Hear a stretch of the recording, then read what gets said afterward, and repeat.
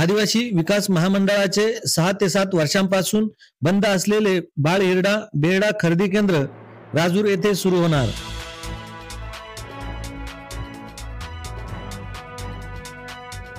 आदिवासी बांधवांचा बाळ हिरडा व बेहडा 200 ते 250 रुपये दराने खरेदी करावा अशी मागणी समाजसेवक अनंत घाणेसह आदिवासी बांधवांच्या वतीने करण्यात आली आहे।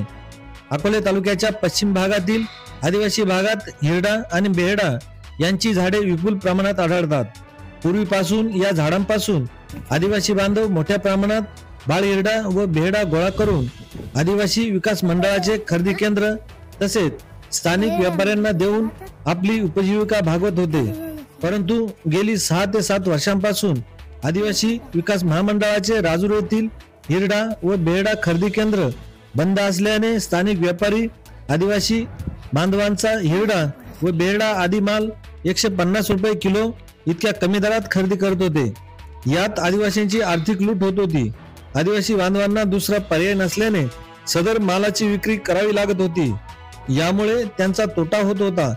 यासाठी शासनाचे हिरडा व बेहडा खरेदी केंद्र सुरू व्हावे यासाठी अकोलेचे माजी आमदार वैभव पिचड यांच्या नेतृत्वाखाली समाजसेवक अनंत घाणेसह तुकाराम खाडे, भीमराव अवसरकर, भोरू खाडे, सुरेश गभाले, बाजीराव संगभोर, तुकाराम सारुगते, एकनाथ सारुगते, रामदास पिचड, हनुमंता बुळे सह आदिवासी बांधवांनी गेली 2-3 वर्षांपासून अनेक वेळा शासन दरबारी वरिष्ठ अधिकाऱ्यांकडे पाठपुरावा सुरू ठेवला होता।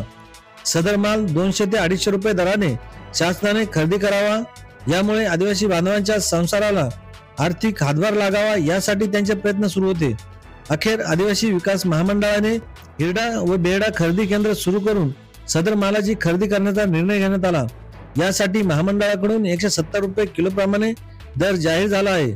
यासाठी शेतकऱ्यांनी शासनाकडे ऑनलाईन नोंदणी करण्याचे आवाहन समाजसेवक अनंत घाणेसह महामंडळाच्या अधिकाऱ्यांनी केले आहे। टीव्ही न्यूज नेटवर्क साठी संपादक शांताराम दराडे।